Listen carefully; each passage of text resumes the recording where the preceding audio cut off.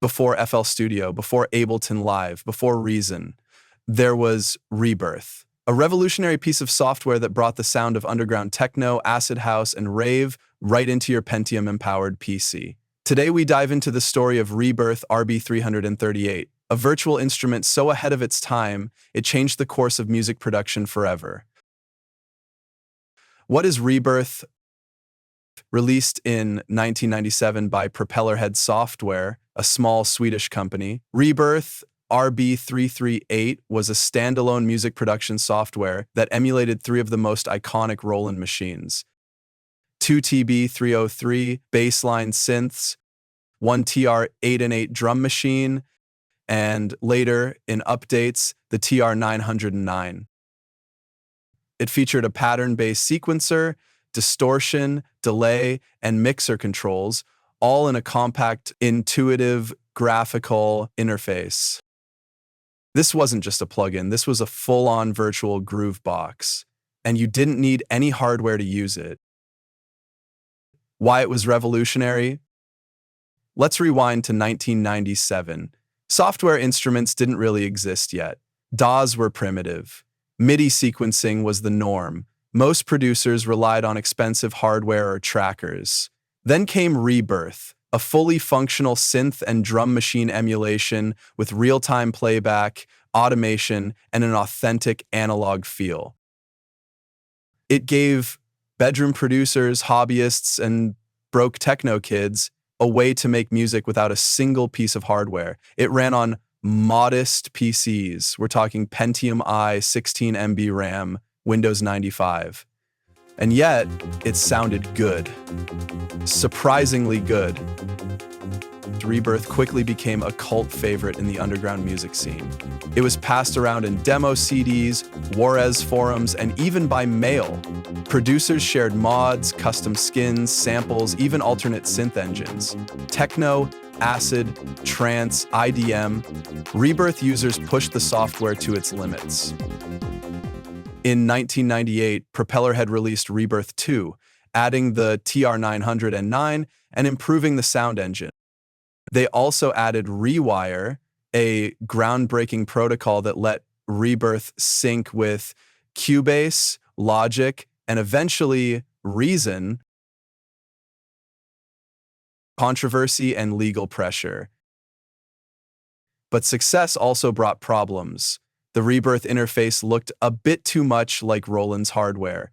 The TB-303, TR-808, and TR-909 emulations weren't licensed. Roland wasn't happy.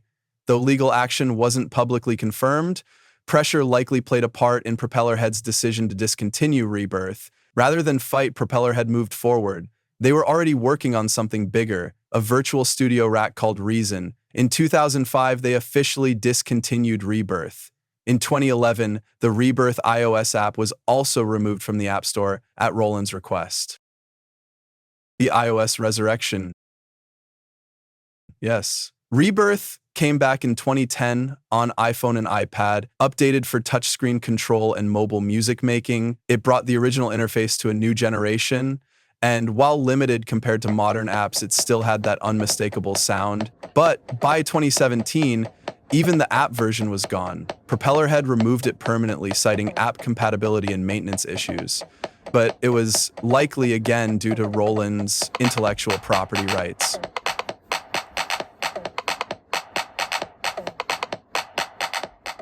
Legacy and influence. Despite its disappearance, ReBirth's legacy lives on. Here's why it was so important. It pioneered software emulation of analog synths and drum machines. It showed that music production could be fully digital, no racks, no wires. It inspired the entire soft synth industry, from Native Instruments to Arturia. It directly led to Reason, one of the most powerful DAWs ever created. Many DAW users today take drag-and-drop sequencing and virtual instruments for granted, but it all started with ideas born in ReBirth. And that raw, squelchy 303 emulation? Still better than some plugins today.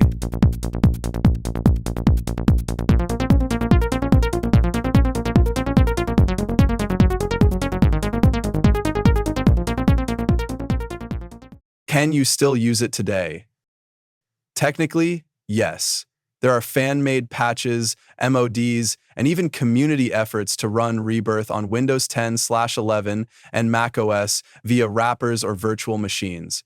Propellerhead, now Reason Studios, even released Rebirth as a free download in 2005 before removing it completely. But if you want that vibe today, there are great modern options like Audio Realism Bassline, Faucion, Roland TB-338. Still, nothing quite feels like Rebirth. So there you have it, the story of a piece of software that changed the world of music production. Rebirth RB-338 may be gone, but it lit the spark that made DAWs, plugins, and soft synths what they are today. Did you ever use Rebirth? Drop your memories in the comments. I'd love to hear your stories. If you enjoyed this trip into music tech history, like the video, subscribe, and hit the bell for more content like this. Thanks for watching, and remember, Rebirth is alive.